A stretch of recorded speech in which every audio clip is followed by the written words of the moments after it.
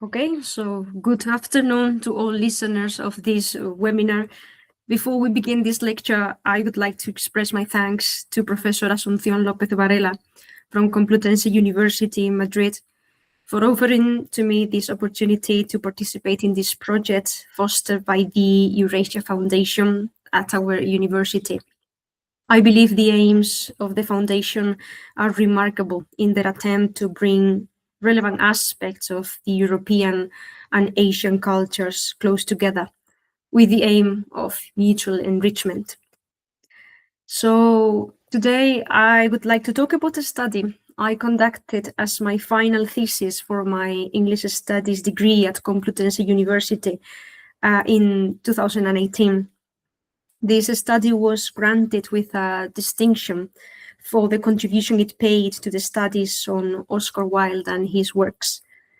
And the title is A Stylistic Analysis of Oscar Wilde's De Profundis, a study of the language of emotions. So the primary aim of this work was to explore the different forms in which language expresses emotion from a linguistic perspective. So I would like to decode and explain today in as easy terms as possible what this all was about.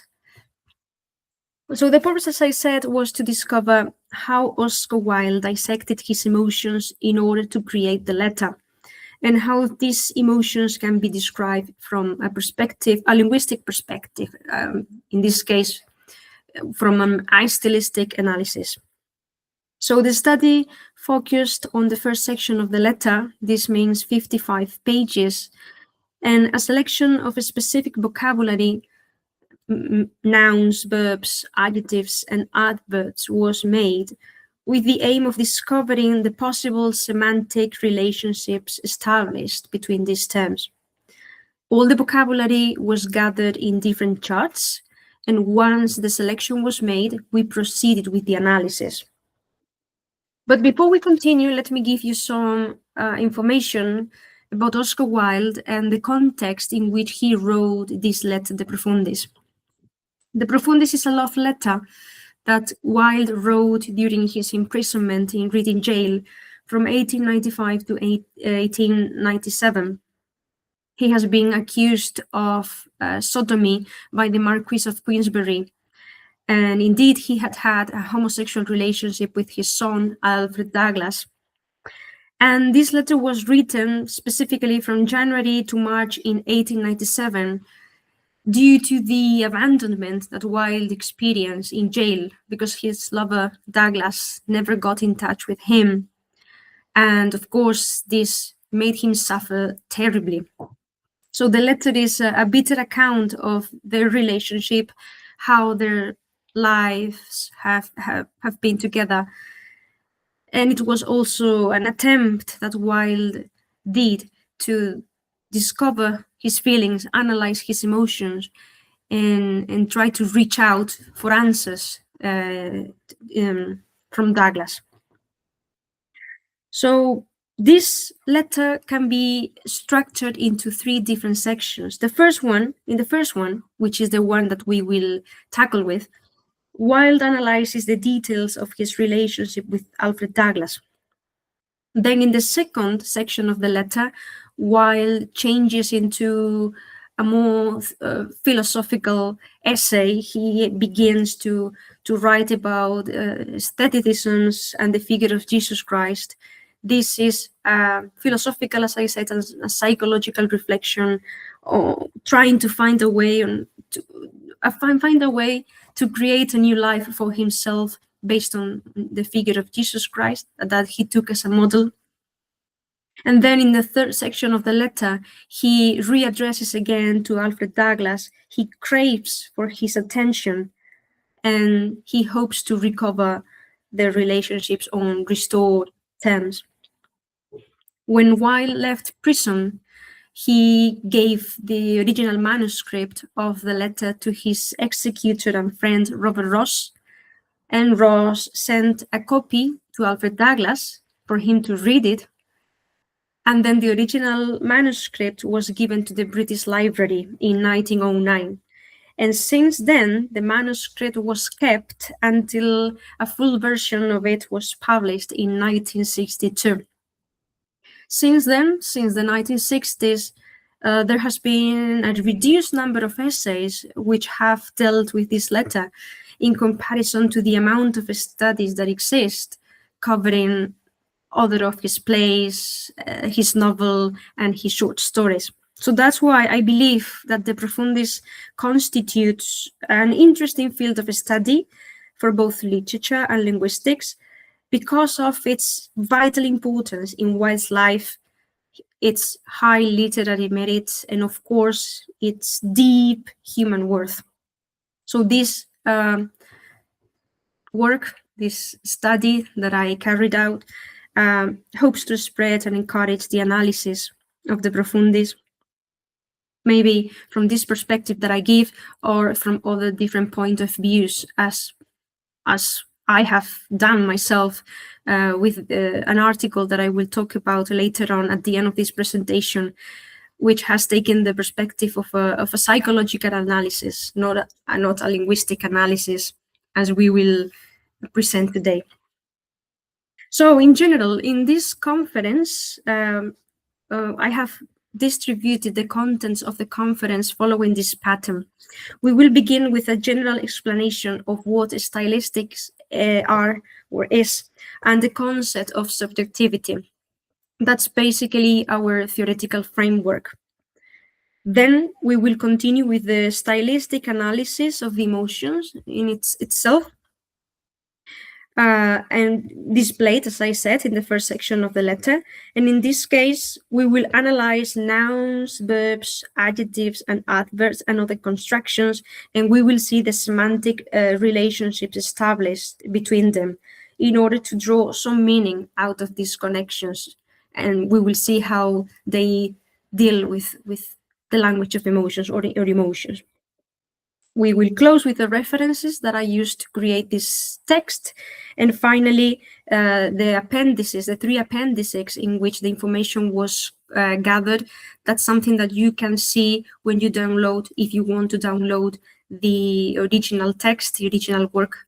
My study is published online, so you can find it and read it with closer attention if you wish.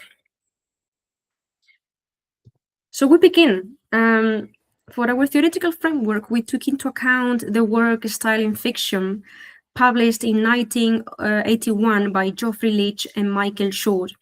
And in this book, we can learn that stylistics is a branch of linguistics which studies the artistic and expressive effects achieved in a text through the use of different means. Basically, we are looking for the effect that the writer wants to communicate to the reader and the motives behind his selection of particular expressions. So these 2 paragraphs, I believe, summarize what stylistics is. The term style refers to the specific linguistic characteristic of a text, which are specific choices made from the repertoire of language. We are looking for what words are chosen in preference to others, and what's the interrelations established between them. Nonetheless, it's not a cold mechanical analysis. This is not mechanical objectivity. We are looking for an effect that the text produces on the reader. There is an intuition and a personal judgment on behalf of the reader on selecting particular stylistic features for the analysis. In this case, we were looking specifically with intention for the language of emotions, expressions that denote feelings. So in that sense, the reader, the analyst, has to perform a task both of literary critic and linguistic observer. And when it comes to selecting these lexical features, well, in this case, we took into account the book Investigating English Style, published in 1969 by David Crystal and Derek Davey. In this sense, they explain to us that a stylistic analysis usually studies a number of interrelated levels in a text, basically grammar, vocabulary, and semantics as, let's say, general fields. And once we select those words, we try to organize them and analyze them more closely. The more important stylistic features in a text will be the ones which appear more frequently, as well as the ones which display different kinds of distinctiveness in a text. And that depends on the purpose we have in mind. In this case, we are looking for, as I said, subject matter, the language of emotions. So once I collected all the lexical features, I organized that data into charts with different columns, and I began the analysis. I began to comment them and classify them into categories. So to close this section, I would like to emphasize that stylistic is an interdisciplinary field of study. We need to have a literary criterion. In this case, we were looking for the language of emotions, and then a linguistic criterion. How can we decode those expressions, analyze them in depth, and see patterns, basically patterns of behavior and of intention on behalf of the writer. Well, before we continue with that, let me give you just a more in-depth explanation on what these lexical features need to have or need to be paid attention to. We were looking for nouns, abstract, concrete, proper names. We were looking for the frequency of adjectives, the kind of attributes to which they refer. When we look for verbs, we need to classify them according to transitivity. There are verbs that denote mental processes, relational processes, material processes. We also look for the frequency of adverbs and the semantic function that they perform, although adverbs are not very frequent in the profundis. And we also look for the type of sentences, declarative, interrogative, exclamative, or imperative, and the complexity of clauses. It is particularly remarkable how premodification and postmodification of noun phrases is created in this letter.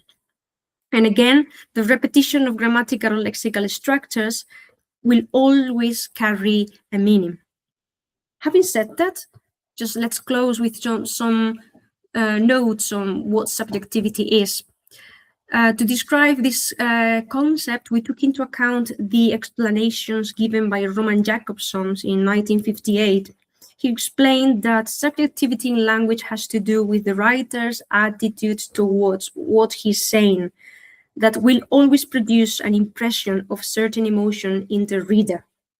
Subjectivity has to do with the way the writer conveys his feelings, perceptions, and attitudes. And the expression of a personal emotion will inevitably display certain traits of personality. So that's why, in this way, we can claim that through this linguistic analysis, we are actually decoding Wilde and Douglas personalities. Moving on to the methodology we employed, as I said, the corpus selected includes the first 55 pages of the letter. And the semantic analysis was based on the emotions related to some contents of the letter that were classified into 3 different charts, 3 different topics. We were analyzing or decoding Wilde's emotions in the first place. Secondly, we were analyzing Alfred's personality. And thirdly, in the third chart, in the third appendix of the work, we try to see the semantic relationships established between the concepts of love and hate with capital letters, because Wilde considered that these 2 feelings, these 2 nouns, were actually personifications. They were able to carry out actions, and they were key concepts in his letter. So in order to find terms denoting emotions on these different subjects, we used different colors, blue, red, orange, and green. And with these tools, we classify words into different categories. And the data was, as I said, gathered and collected into the three different appendices. And once it was done, we began the analysis. We began to give an explanation, and we began to look for some meaning beyond that selection of words. In essence, as you can read with me, we are looking for patterns, distribution of concepts, the repetition of grammatical and lexical features, the subject matter, the language of emotions, as I said, classified and distributed into those three branches, three appendices. The types of sentences and the complexity of noun phrases by means of pre- and post-modification. And finally, expressive meanings. We can definitely see that this letter is full of words and expressions that denote both positive and negative connotations.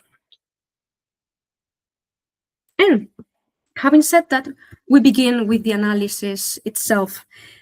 In general, in the profundis, the vocabulary is highly rich and complex, literary rather than colloquial, and remarkably evaluative, especially with emotions.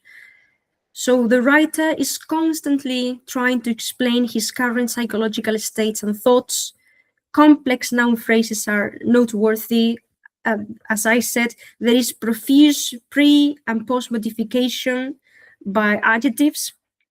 The nouns are usually abstract, as I said, for example, love, hate, referring to these feelings, these perceptions, and they are considered moral entities with social qualities that they can even perform actions. Other nouns refer to concrete physical entities, events, and situations.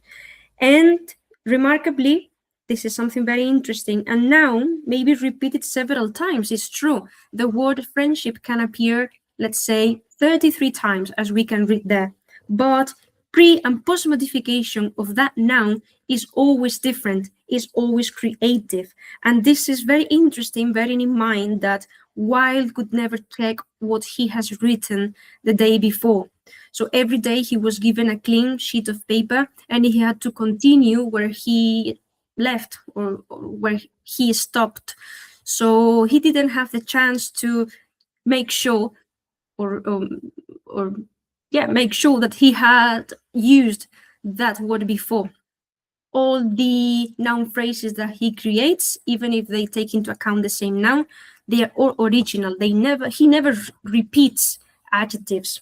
So in that sense, it's a clear manifestation of his wit.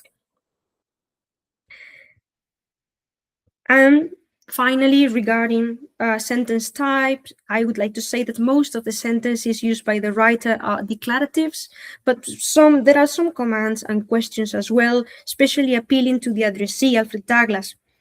And of course, sometimes occasional exclamations that usually shows pain and astonishment.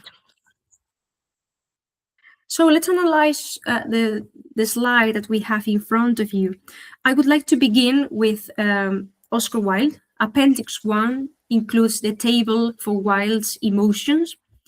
And I have decided to take this one as an example. Later on, I will be just describing and giving some general details of all the other sections, but all of them follow the same pattern and same structure that you can see in front of you. We found these are all the relationships established around the concepts of friendship and love. The key word we find when scanning this table for Oscar Wilde's emotions is friendship. He's obsessed with the friendship that he had with Alfred Douglas and the terrible results that it had implied.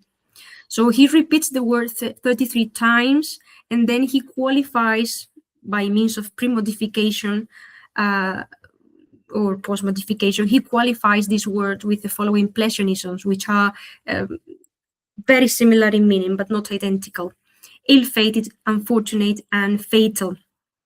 These three words refer to the superordinate terms destiny and doom that he repeats 3 times. And then, let me show you a little bit more. This used by Wilde later, as I said, and then we have that collection, that whole line of adjectives: lamentable, appalling, distressing, entirely destructive, and ruinous. All those adjectives included within the superordinate ruin. Again, this friendship led him to utter ruin, repeated 13 times in this case. Another two adjectives, unintellectual and intellectually degrading, relate to the superordinate failure. Basically, this friendship was nurtured with the best intentions of Oscar Wilde and his love. The word love is repeated 7 times, which did not receive its deserving appreciation from Alfred Douglas, the addressee of the letter. Dear Bossy is actually the only direct and emotive reference to his name, and it is placed right at the beginning of the letter. Then all the adjectives that follow, that try to present Wilde and his personality, he tries to present his side of the friendship as one with proverbial good nature, his deepest sympathy, kindness, generosity, pity, forgiveness, affection, and care. And with this, these are all the words that we can comprise within the section of friendship and love. But of course, the table for Wilde includes many other sections in which emotions were gathered. And this is what I'm going to show you just now. So we analyze the first section, then we can find words related to the concept of separation. In general, all these good-natured feelings that Wilde had, they didn't receive the correct caring, and that made it necessary for Wilde to confront what he calls an irrevocable parting, a complete separation that he could never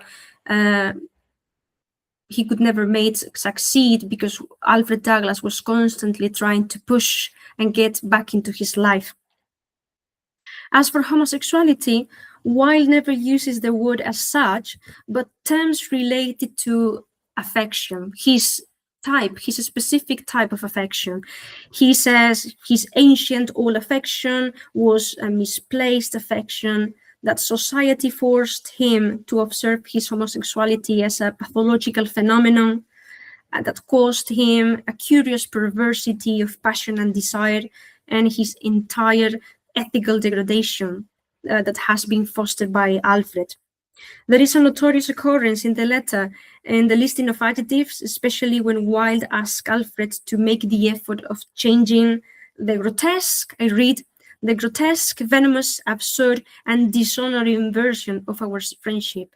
In that case, 4 adjectives to describe how Wilde perceived that friendship was actually become something terrible for both of them. Now, in this section in which we collected words related to his life and tragedy, of course, Wilde writes from jail, where he has had time to reflect on his own life. That word is repeated 21 times, and tragedy 3 times. And he has been trying to keep faithful to the absolute truth and the actual fact in his explanation to Alfred. Especially, he tackles the abandonment that he has suffered, and the way that Wilde faced the accusation of the Marquis of Queensberry, that actually turned his life into what he calls the sinister occasion of the great catastrophe. That's the moment when his life turns into a tragedy.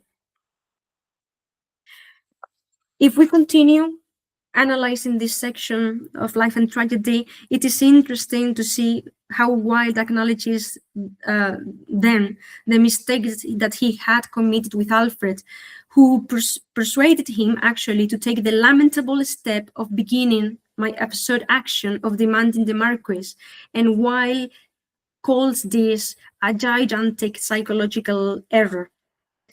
That's the moment when his life was tainted as a revolting, he says that twice, and repellent, hideous, and terrible tragedy. And adjectives become harsher and harsher as the crudity of the topics develop. When we analyze his feelings of sorrow and pain, again, he uses the capital letter for this.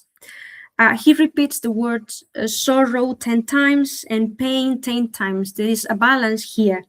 And then a myriad of different nouns referring to this concept of pain. such as despair, anguish, uncommunicable woe, terrible sufferings repeated 4 times.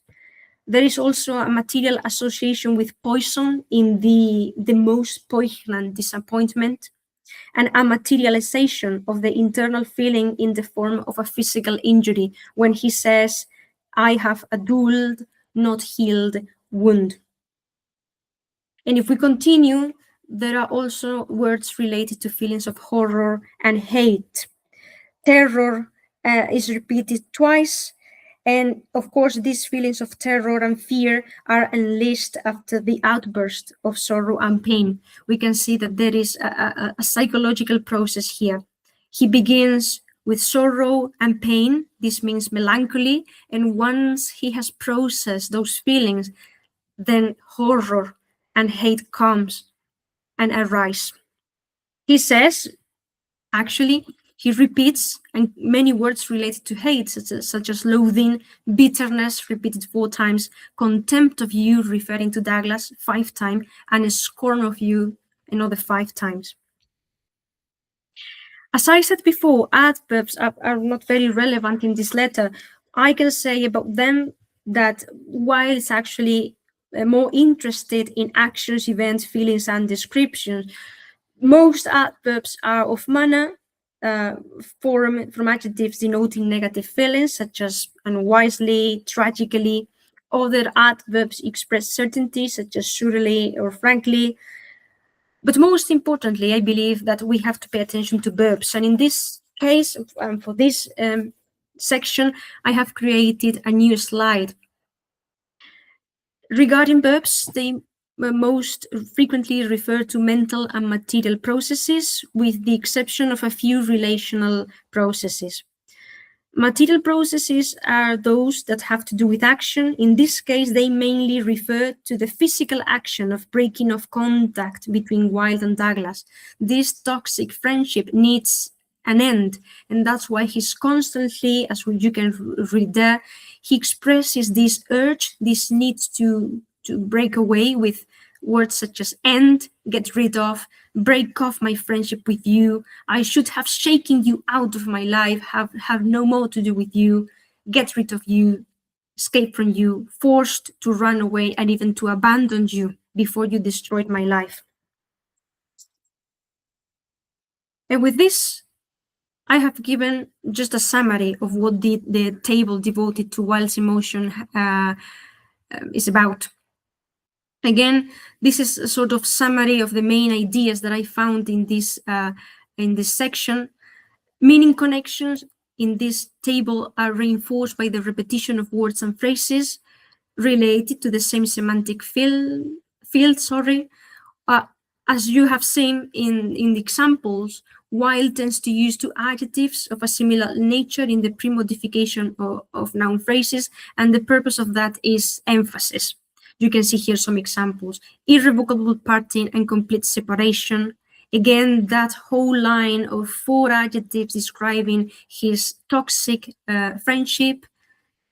And the other 2 examples, the grotesque and tragic position and the sterile and creative life, that has to do with the section of life and tragedy.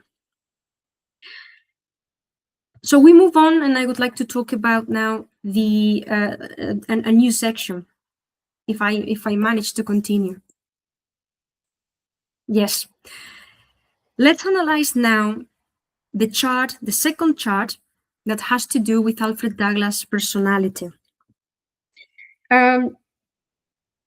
Wilde makes an effort in describing in detail Alfred's character towards his life and towards him as a friend. And this is basically the summary that we can make of this first section of the letter. We can see that Wilde writes about Alfred Douglas' obsession with pleasure. His life was one of luxury, a life of reckless profusion, as Wilde terms it. And he creates strong associations of meaning with different keywords related to pleasure. The word is repeated 5 times. And similar ones such as desires 4 times, interest 2 times, or twice, it appears twice, motives, appetites. And a final key concept, that is vanity. This life marked by pleasure is a clear sign of vanity. Vanity appears 10 times. And then, if we move on to his personality, Alfred Douglas' character as a whole is described with actually the absence of what is desirable in a person. Wilde is constantly describing his personality as one that lacks and needs things that are positive. So we have the lack of any control over your emotions, the incapacity of being alone, an entire lack of imagination, repeated 3 times. And actually, this idea of lack of imagination has to do with his lack of empathy. He says, Wilde says, the one really fatal defect of your character, on which Wilde insists repeatedly, was Alfred's incapacity to feel empathy. He never uses the word empathy as such. He says his lack of imagination. And if we continue, Wilde again decodes Douglas' feelings, Douglas' nature and temperament. That's the next section. He makes an exploration of Alfred's self from the inside. That's his nature. The word is repeated 7 times. And to the outside, the temperament, that word is repeated 3 times. That's what he manifests. So what he is inside, his nature, and the temperament, the way that he interacts with the world. And talking about temperament and his behavior, we have silence. Wilde appears in this letter obsessed with the worst consequence of Alfred's blindness towards him and his emotions, and that's his silence. He repeats this word 7 times because it is actually, it must be, and it is a situation of excruciating pain when someone is in jail and his lover is not writing to him to know how he's feeling. Actually, and even more painful when we bear in mind that Wilde was in prison because of Alfred Douglas. So Wilde interprets this action as a form of punishment, and then is when he begins to analyze that, well, this silence is punishment, and of course it is related to all the other examples of behavior that I witnessed when we were together, when we were friends. That has to do with his anger and violence. Other dominant traits in Alfred's temperament were his outburst of rage, repeated 5 times, and other forms of violence. That word is said twice. So Alfred was used to get extremely angry and show madness of moods, of rage, of different types of rage, brutality of laughter, violence of opinion. These are all examples of emotional abuse that he suffered. Wilde says, I saw your efforts at domination and a tyranny of the weak over the strong, which contributed to Wilde's emotional draining. This behavior of Douglas had an effect in Wilde, and it was mainly his emotional abuse. Talking about the scene, this has to do with Alfred Douglas' behavior in public. Wilde remembers especially the scandals that Alfred used to make in public and private, and he says, those were your hideous, coarse, revolting, unpleasant, so distressful, so distressing scenes.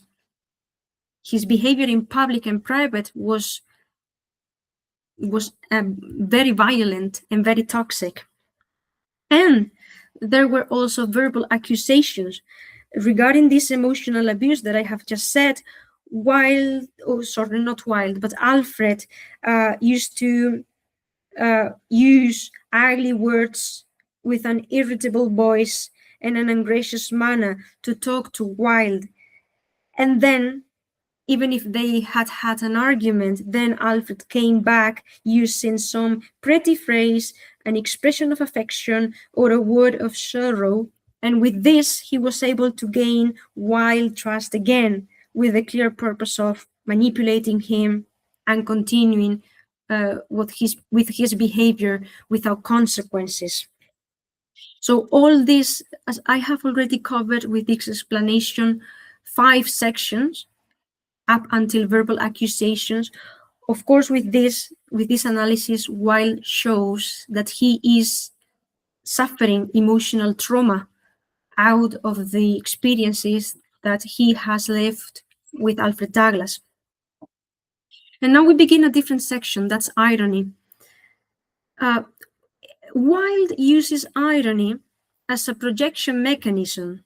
There are some points in the letter when he tries to rebel a bit, and Wilde frequently endows Alfred with personality traits which in essence belong to Wilde, but he wishes Alfred could partake of them.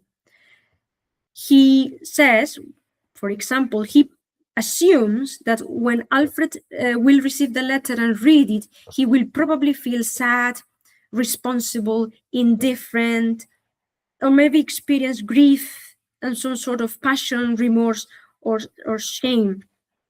This, after having described Alfred's character, these words can be clearly interpreted as Wilde's projections of his own feelings on Alfred, because of course we know, and this is the truth, what ended up happening, that once Douglas received the letter, he barely read the first the first 2 pages, and he destroyed the letter because he didn't want to read any longer.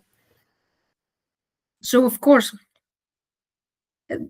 Wilde, when he uses these expressions, he wants to infer, he wants to believe that Alfred will react differently, but of course his nature is there, and we cannot demand, we cannot expect that someone as Alfred Douglas can have the emotional depth and analysis that Wilde had. Again, there is another section that deals with adverbs, but I would like to pay attention to verbs again, and for that I have a new slide. Regarding the analysis of verbs, it is striking to note the high number of mental processes of cognition, appealing to Alfred's understanding.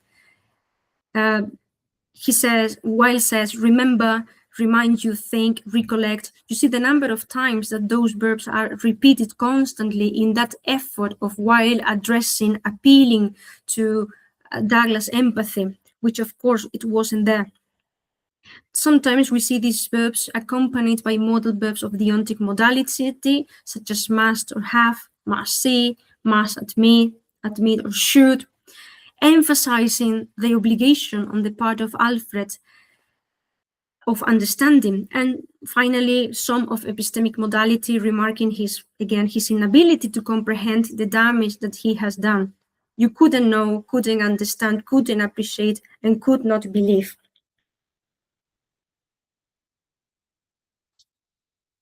Finally, or if we continue, because we haven't come to the end yet,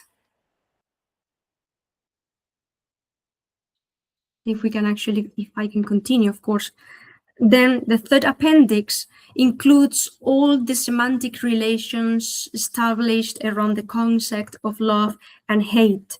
And again, I have a slide for that. So Wilde devotes a significant part of the letter to make a dialectical opposition between these two feelings, which were dominant in his relationship with Alfred. Wilde identifies himself with love and Alfred with hate, and he uses the capital letters to describe these two feelings in accurate detail, as if they were personifications in themselves, and then he establishes interesting relations between the natures of these two emotions. So the word love is repeated 23 times, and there is an insistence in making love the predominant subject of the descriptions. Love is seen as a living organism which needs feeding to survive. It is an entity which can be awakened, which may even occupy a physical space. She says, love might dwell in my body. And there are also some other examples with a metaphorical use.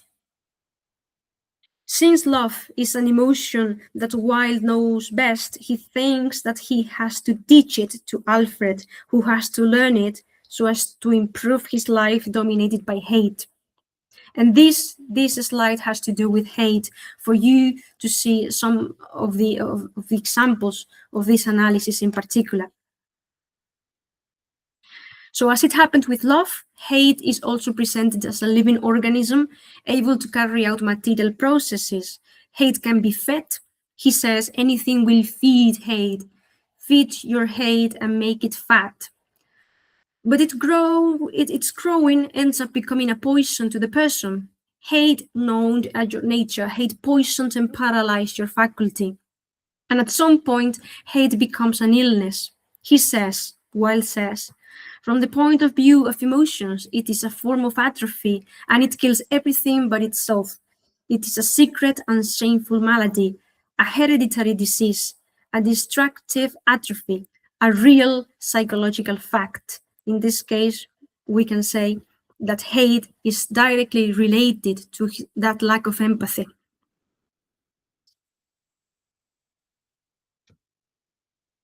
It is interesting because he continues, the analysis is much more thorough than what I'm trying to explain here in general terms, but he also creates interesting lexical associations of hate with the concept of vanity, the concept of greed, and the concept of insensitivity, as I'm saying, the lack of empathy that characterized Alfred Douglas.